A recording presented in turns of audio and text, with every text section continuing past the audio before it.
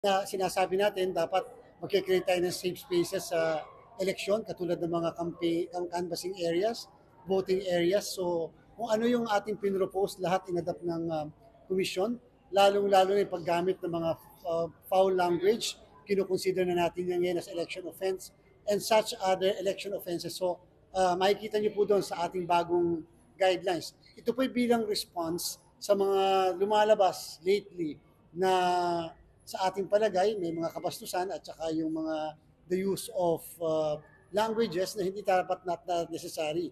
Lalong-lalo na rin doon sa paggamit ng ibang grupo, ng ibang tao uh, para maalipusta o kaya naman ma-degrade ang kanilang pagkatao.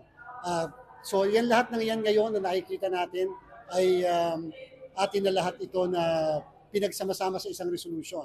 But it does not affect yung mga na-issue na namin ng mga show cause orders.